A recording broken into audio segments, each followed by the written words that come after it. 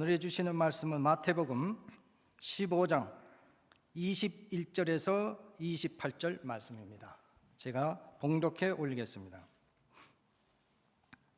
예수께서 거기서 나가사 두로와 시돈 지방으로 들어가시니 가나안 여자 하나가 그 지경에서 나와서 소리질러 이르되 주 다윗의 자손이여 나를 불쌍히 여기소서 내 딸이 흉악하게 귀신 들렸나이다 하되 예수는 한 말씀도 대답하지 아니하시니 제자들이 와서 청하여 말하되 그 여자가 우리 뒤에서 소리를 지르오니 그를 보내소서.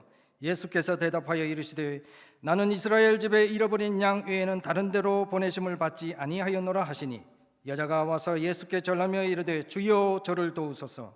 대답하여 이르시되 자녀의 떡을 취하여 개들에게 던짐이 마땅하지 아니하니라.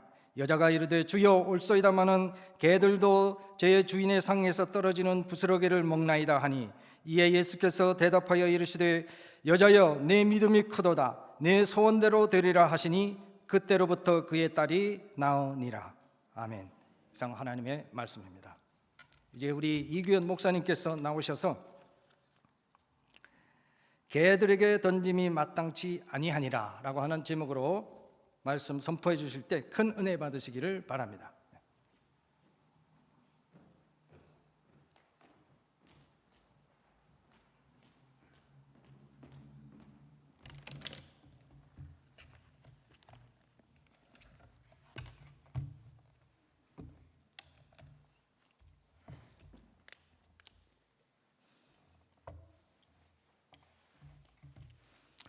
기도하시겠습니다.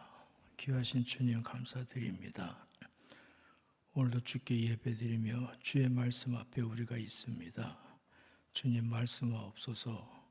우리의 눈을 열어주시고 귀를 열어주시고 마음을 열어주시사 주의 말씀을 듣고 우리의 심령에 하나님의 더 깊은 은혜를 체험하게 하여 주옵소서. 부족한 청을 주께서 이곳에 세우셨사오니 주의 성령의 주의 보혈로 덮어주시옵고 부족함을 가려 주시옵고 오직 주의 말씀만이 주께서 주의 백성들에게 원하시는 말씀만이 주의 영광 가운데 드러나게 하여 주옵소서. 우리 하나님께 모든 것을 맡기오며 우리 구주 예수 그리스도의 이름으로 기도드리옵나이다. 아멘.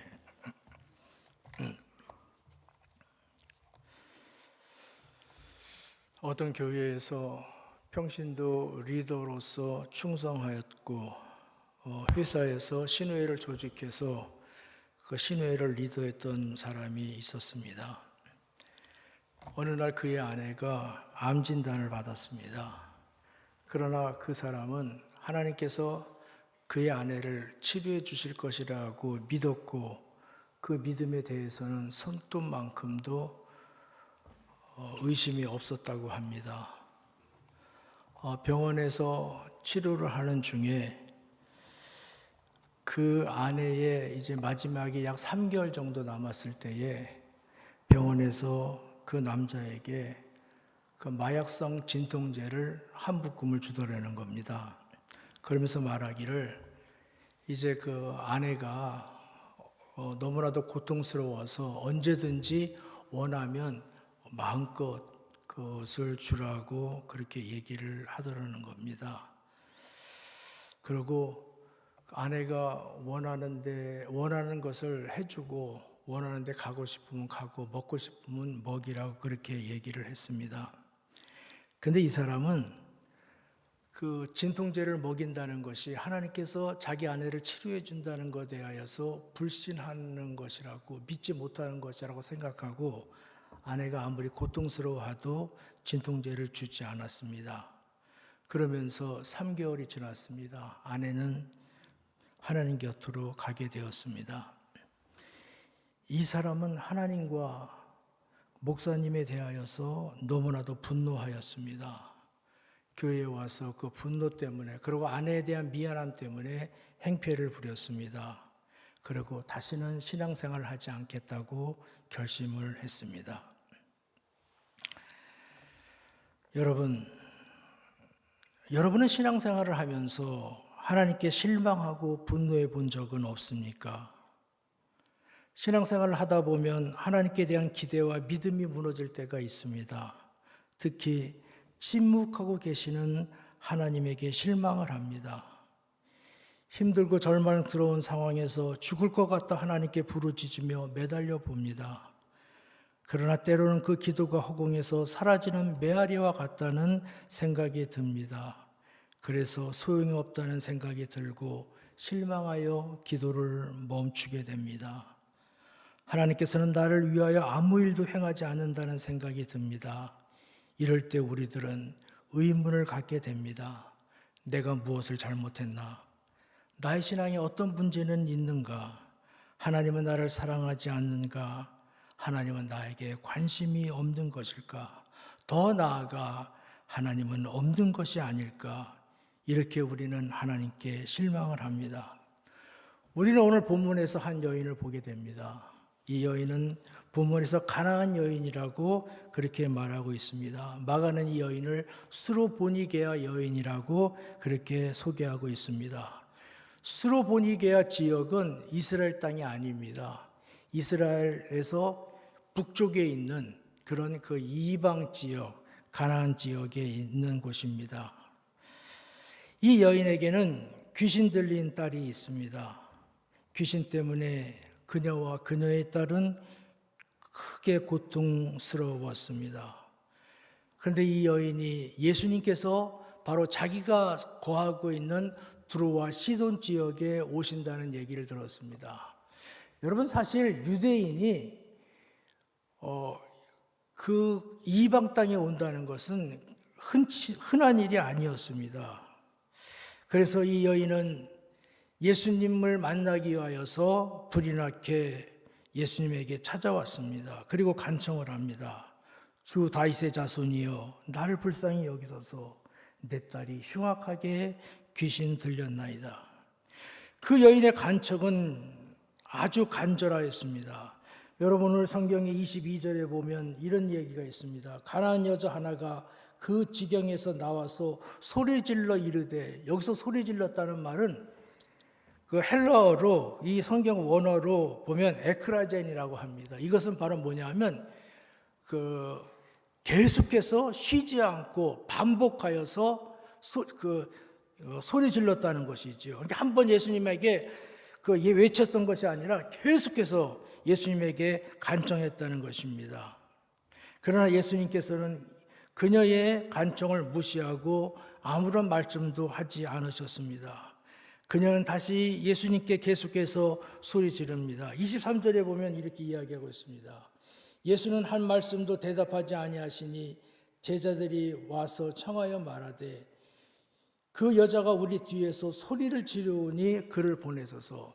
여기서도 마찬가지입니다. 소리를 질렀다는 것이 크라이제라고 해갖고 계속해서 반복하여서 쉬지 않고 하나님 앞에 간청했다는 것을 이야기해 줍니다. 얼마나 이 여자가 예수님에게 간청을 했는지, 제자들이 그 여자가 간청하는 것이 너무나도 듣기 힘들었습니다. 너무나도 그 여자의 간청이 바도가 됐습니다. 그래서 제자들은 예수님에게 와서 예수님에게 이렇게 말합니다.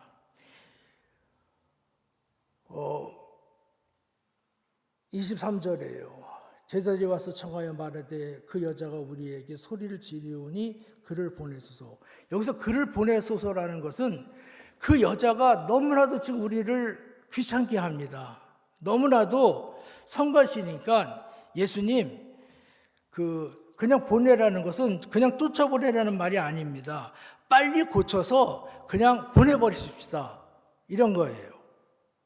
그러니까 그 여인의 절규가, 그 고함이 너무나도 듣기 싫습니다. 그러니까 예수님 빨리 그냥 보내라는 그런 것이었습니다.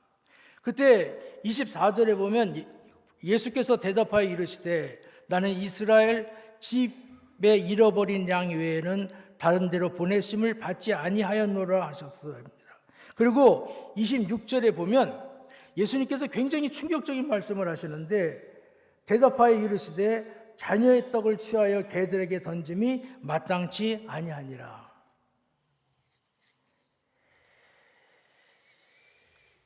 자, 유대인들은 이방 사람들을 개로서 멸시를 하였습니다. 그리고 예수님은 그 여인에게 마찬가지로 개라는 모멸적인 언어를 사용하였습니다. 여러분, 우리는 오늘 본문에서요, 우리가 알지 못하는 전혀 생소한 예수님의 모습을 보게 됩니다. 예수님께서는 사람들 앞에서 그녀에게 망신을 주었습니다. 우리가 알고 있는 예수님의 모습은 아닙니다. 우리가 알고 있는 긍휼하시는 예수님, 사랑하시는 예수님의 그런 모습은 아니었습니다. 오늘 본문의 예수님의 모습은 편협한 민족주의자였으며 선민의식으로 가득 찬 인종차별주의였습니다. 사랑과 긍휼의 모습은 전혀 볼 수가 없습니다. 딸 때문에 고통받는 그 여인에게 긍휼히 여기는 모습을 우리는 볼 수가 없습니다. 그 여인을 향하여서 개라고 지칭하면서 인격 모독까지 하셨습니다. 만약에 말입니다, 여러분이 만약에 이 가나안 여인과 같다면, 그런 처지에 있다면 여러분들은 어떻게 반응하겠습니까? 사랑하는 여러분, 지금까지 하나님께서 나를 외면하고 계신다는 생각을 해본 적은 없습니까? 나의 처지가 죽을 것 같고 너무나도 고통스럽습니다. 너무나 힘이 듭니다. 사방으로 막혀 길이 보이지 않습니다. 어떻게 살아야 할지 막막합니다. 모두 나를 떠났습니다. 외롭습니다. 살아갈 용기와 희망이 보이지 않습니다. 그래서 죽을까 하는 생각도 해봅니다. 신앙으로 겨우 버티며 하나님의 도움을 바라봅니다. 하나님께 기도하고 매달려 봅니다. 그러나 하나님께서는 나에게 귀를 막고 계시는 것 같습니다. 나에게 무관심하신 것 같습니다. 내가 믿는 신앙이 무언가 잘못됐다는 생각이 듭니다. 하나님이 없는 것 같습니다. 또는 하나님이 나의 문제에 대하여 전혀 힘이 되지 못하는 것 같습니다. 그래서 신앙에 대한 회의와 실망감이 몰려옵니다. 하나님은 계시는가? 계시다면 왜 숨어 계시는가? 왜 침묵하고 계시는가? 하나님은 과연 공평하신가? 하나님은 정말로 나를 사랑하시는가? 우리는 때때로 하나님께서 나에게 무엇인가를 보여주기를 원합니다. 그러면 내가 하나님을 더 잘 믿을 것이라고 생각을 합니다. 나에게 하나님께서 그분의 존재와 그분의 능력을 나에게 보여주신다면 나는 더 큰 확신으로 하나님께 충성을 하고 하나님께 봉사할 것 같습니다. 그러나 하나님은 잠잠히 계십니다. 사실 보이지 아니하는 하나님, 침묵하고 계시는 하나님을 믿는다는 것은 쉽지 않습니다. 그래서 우리는 종종 하나님께 표적과 기적에 대한 유혹을 갖게 됩니다. 그러나 여러분, 성경은 이 문제에 대해서 우리들에게 무엇라고 말하고 있습니까? 우리는 이스라엘 백성들을 한번 보겠습니다. 이스라엘 백성들은 광야에서 하나님을 체험하였습니다. 그들은 하나님을 보았습니다. 성막에 늘 임재하시는 하나님을 눈으로 그들은 목격하였습니다. 불과 구름 기둥으로 임재하시는 하나님을 매일 보았습니다. 홍해가 갈라지는 것을 보았습니다. 반석을 깨뜨려서 물을 주는 것을 보았습니다. 만나로 먹이시는 하나님을 보았고, 바람을 불어서 메추라기를 먹이시는 하나님을 그들은 체험하였습니다. 그러나 그들은 하나님께 순종하지 않았습니다. 그들은 금송아지를 만들어 그에게 경배했으며 하나님을 배신하였습니다. 하나님께서는 이스라엘 백성들에게 무시를 당하셨습니다. 하나님께서는 분명히 광야에서 이스라엘 백성들에게 숨어 계시지 않았습니다. 그분은 자신을 침묵하지도 아니하셨고 감추지도 아니하였습니다. 하나님께서는 이스라엘 백성들에게 그들의 눈앞에서 그분의 존재와 그분의 능력을 나타내셨습니다. 그러나 그들은 하나님을 믿는 것에 실패하였습니다. 눈과 귀로 하나님의 임재를 체험하였던 그들이었지만은 그들의 믿음의 이 모든 것들은 전혀 그들의 신앙에 도움이 되지 않았습니다. 사탄도 예수님께 이 문제를 가지고 유혹을 했습니다. 사탄은 예수님께 이렇게 말합니다. 성전 꼭대기에서 뛰어내려라. 하나님께서 천사들을 통하여 너를 보호하리라. 그러면 사람들이 내가 하나님으로부터 보냄을 받은 자라는 사실을 믿게 될 것입니다 라고 유혹을 했습니다. 사탄도 예수님께 사람들에게 하나님의 능력을 보이라고 유혹을 했습니다. 그때 예수님께서는 뭐라고 말씀하셨습니까? 사탄아, 주 너희 하나님을 시험하지 말라라고 꾸짖었습니다. 왜 그러셨을까요? 이것은 믿음이 아니기 때문입니다. 오늘 본문으로 돌아가겠습니다. 하나님께서는 이스라엘 백성들이 자신들이 하나님의 백성이라고 자처하며 그랬음에도 불구하고 하나님께서는 그들의 불신앙에 대하여 실망하고 계셨습니다. 그런데 말입니다. 이스라엘 사람들이 아닌 이방인인 가나안 여인이 이스라엘 사람들에게서 볼 수 없는 그 믿음을 가지고 예수님 앞에 나와왔던 것입니다. 그리고 예수님에게 그 믿음을 보이는 것이었습니다. 예수님은 그 믿음을 아시고 너무나도 기뻐하셨습니다. 그리고 예수님은 그 여인을 시험하셨습니다. 그것은 바로 그 여인의 믿음을 통하여 이스라엘 사람들이 생각하고 있는 자신들의 믿음이 얼마나 가식적이고 얼마나 불신앙적인 것인가를 알리기 위함이었던 것입니다. 그래서 예수님께서는 그녀에게 침묵하셨고 개라고까지 비하하셨습니다. 그녀는 예수님의 말씀에 이렇게 대답합니다. 주여, 옳소이다마는 개들도 자녀의 상에서 떨어지는 부스라기를 먹나이다. 나에게 이스라엘 백성들에게 주고 떨어지는 은혜라도 주십시오. 그거면 족합니다. 얼마나 놀라운 고백입니까? 아마도 이 여인의 고백은 예수님의 마음속에 있는 이스라엘 백성들의 불신앙에 대한 그런 기근 속에서 예수님에게 내려지는 담배와도 같았을 것입니다. 예수님은 그녀의 이런 고백을 통하여 너무나도 기뻤을 것입니다. 그래서 예수님께서는 선언하십니다. 28절에 예수님께서는 이렇게 말씀하십니다. 이에 예수께서 대답하여 이르시되 여자여 내 믿음이 크도다. 내 소원대로 되리라. 사랑하는 여러분, 이것이 바로 그녀의 믿음인 것입니다. 그녀는 예수님에게 주 다윗의 자손이여라고 그렇게 외쳤습니다. 여러분, 주 다윗의 자손이여라는 말은 예수님을 메시아로서 고백하는 것입니다. 이스라엘 백성들은요, 조상 때부터 오랫동안 메시아를 기다렸습니다. 그러나 그들의 눈앞에 정작 메시아가 오셨을 때에 그들은 그 메시아를 거부하였습니다. 그러나 이스라엘 백성이 아니었던 이방 여인이 가나안 여인은 예수님에게 주 다윗의 자손이요, 이것은 바로 예수님을 메시아로서 고백하는 것입니다. 이스라엘 백성들도 믿지 않은 그것을 이방 여인은 믿었습니다. 그리고 그녀는 그 믿음을 보였습니다. 예수님께서 자기를 내치면 내칠수록 더욱더 이 여자는 예수님에게 나아왔던 것입니다. 사랑하는 여러분, 하나님의 사랑에는 속임이 없습니다. 하나님의 사랑에는 변함이 없습니다. 하나님은 나와 여러분들을 사랑하십니다. 하나님은 우리와 하나님의 사랑의 관계를 원하십니다.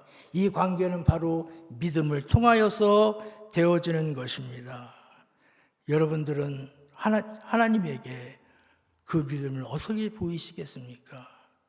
가나안 여인은 예수님의 침묵과 무시 속에서 그 믿음을 증명하셨습니다.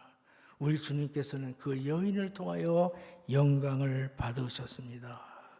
믿음은 훈련을 통하여 자랍니다.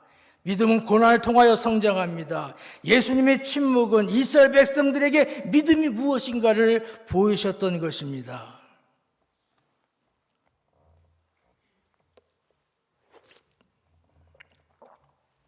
여러분, 기독교 작가인 필립 얀시가 있습니다. 필립 얀시가 이런 얘기를 합니다. 하나님에 대해 전혀 실망하지 않는 사람이 있다면 그는 분명 무신론자라고 생각한다. 무신론자는 하나님께 아무것도 기대하지 않기 때문에 아무것도 받는 게 없다. 그러나 하나님께 자신의 삶을 바친 사람은 본능적으로 그분께 뭔가를 기대한다. 믿기 때문에 실망한다는 것입니다. 여러분 중에 하나님께 실망한 사람이 있습니까? 엘리야 선지자는 자신의 사역에 실망하여 로뎀 나무 아라에서 하나님께 죽기를 소원하였습니다. 예레미야 선지자는 낙심하여 자신을 태어나게 하시고 선택하신 하나님께 불평하였습니다. 하박국 선지자는 하나님께 실망하여 항변하였습니다. 하나님께서는 때때로 그분의 침묵과 하나님에 대한 실망 속에서도 우리가 그 믿음을 보이시기를 원하십니다. 구약의 선지자들이 그랬습니다. 우리의 믿음의 선조들이 그랬습니다. 그들도 모두가 다 이런 순간들을 견뎌야 했던 것입니다. 하나님의 약속을 받던 아브라함은 그 약속을 후에 이삭을 얻기 위해서 15년을 기다려야 했습니다. 요셉은 꿈을 꾼 후에 그 꿈을 이루기 위해서 15년 이상을 기다려야만 했습니다. 모세는 광야에서 이스라엘 지도자로서 사명을 받았지만은 광야에서 목자로 40년을 기다려야 했습니다. 다윗은 왕으로서 기름 부음 받은 후 이스라엘의 왕이 되기 위해서 15년 이상을 고난 가운데 기다려야 했습니다. 이들은 모두가 다 하나님의 침묵을 견디면서 기다려야 했습니다. 믿음에는 두 가지가 있습니다. 하나는 어린아이의 믿음이에요. 여러분, 우리가 어린아이는 어떻습니까? 어린아이는 앙 하고 울면 그 엄마가 그냥 지체 없이 바로 달려가지요. 그리고 그 어린아이에게 필요한 것들을 해줘요. 그러나요, 또 다른 믿음이 있습니다. 이 믿음은 청년과 장년의 믿음입니다. 이때는요, 어린아이처럼 대할 수가 없습니다. 이때는 참고 기다리는 법을 가르쳐야 돼요. 이때는요, 아픔을 경험하더라도 그것을 참을 수 있는 것을 가르쳐야 됩니다. 양보를 가르쳐야 되고, 어린아이는 그런 것들을 배우며 익히면서 훈련을 통하여서 장년이 되고 어른이 되는 것입니다. 바로 그 기간이 필요해요. 기다리는 것, 훈련받는 거예요. 기다리는 제목의 칼럼에 이런 글이 있습니다. 생을 기다리는 인간 시간들로 이루어져 있다. 생은 기다리는 시간들로 이루어져 있다. 어린아이는 자전거를 탈 만큼 나이가 들 때까지 기다려야 한다. 젊은이는 그가 차를 운전할 수 있을 때까지 기다려야 한다. 의학 또는 의사 자격증을 받을 때까지, 직장인은 승진을 기다려야 한다. 기다림의 기술은 한순간에 습득되는 것이 아니다. 어느 예화에 봤더니요, 윌리엄 그레이라는 목사님이 있습니다. 이 목사님이 알프스의 빙하 동굴을 방문한 적이 있어요. 근데 그 동굴은 단단한 얼음을 뚫어서 통로를 만들었고 그 통로를 지나야만 했습니다. 근데 그 통로를 점점 들어가면 들어갈수록 빛이 점점 가늘게 들어오고요. 나중에는 희미해져 버렸고, 그리고 그 통로의 끝에 있는 그 방에 들어갔을 때는, 터널 끝에 좁은 방에 들어갔을 때는 앞을 분간할 수 없을 만큼 깜깜하였습니다. 그때 안내인은 이렇게 얘기를 합니다. 기다리십시오. 5분만 기다리십시오. 그러면 여러분들은 앞을 똑똑히 볼 수 있게 될 겁니다. 그래서 그 좁은 방에 있는 사람들은 조용히 기다렸습니다. 기다렸더니 5분쯤 지나니까요, 정말로 앞을 볼 수 있게 뭔가가 이렇게 보이는 것이었어요. 어떻게 해서 이런 일이 일어날 수가 있는 것입니까? 그것은 바로 눈이 새로운 환경에 적응되었기 때문인 것입니다. 눈이 밝아지자 동굴 벽과 천장이 반투명의 초록색으로 희미하게 빛나는 것을 보게 되었습니다. 서로의 얼굴을 알아보게 되었고, 그들의 손에 있는 안내 책자에 있는 글들을 읽을 수 있었던 것입니다. 기다림은요, 우리의 눈을 열어서 우리 주위에 있는 하나님의 아름다운 것들을 보게 해줍니다. 그것은 바로 기다리는 자만이 볼 수가 있습니다. 우리는 때로는 좌절하고 고통스러운 상황을 접하게 됩니다. 모든 것이 어둡습니다. 모든 것에 희망이 없습니다. 그래서 벽을 더듬으면서 무엇인가를 차지하려고 초조한 손길로 헤매게 됩니다. 그러나 여러분, 그 손길을 멈추고 조용히 기다릴 때 빛은 들어오고 하나님의 은혜와 하나님의 사랑을 보게 될 것입니다. 사랑하는 여러분, 예수님께서도요, 침묵의 시간을 보내야만 했습니다. 예수님께서 십자가 위에서 하나님으로부터 버림을 당하셨습니다. 예수님은 그곳에서 크게 소리 질렀습니다. 엘리 엘리 라마 사막다니, 나의 하나님 어찌하여 나를 버리셨나이까. 예수님께서는 3일 동안 하나님의 침묵과 죽음의 권세 아래 있어야만 했습니다.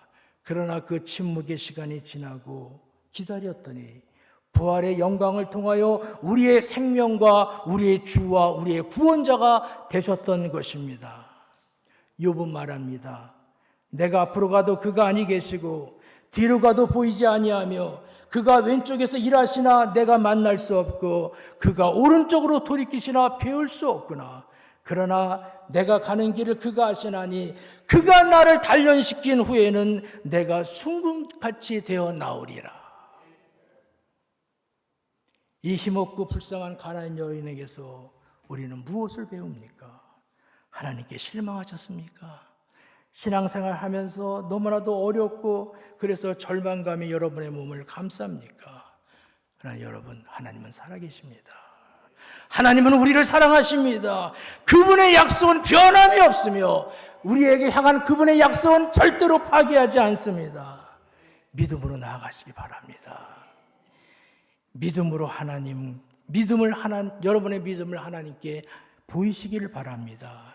여러분의 믿음을 하나님께서 기뻐하실 수 있는 귀한 은혜와 복이 저와 여러분들에게 있게 되기를 주의 이름으로 축원합니다. 자, 여러분, 우리 침묵하시는 하나님을 생각하면서 우리 이제 복음 선거하지요. 자, 아침 이슬 눈앞을 가리듯. 여러분, 우리 그 설교를 생각하면서 가사를 음미하면서 우리 찬양하겠습니다.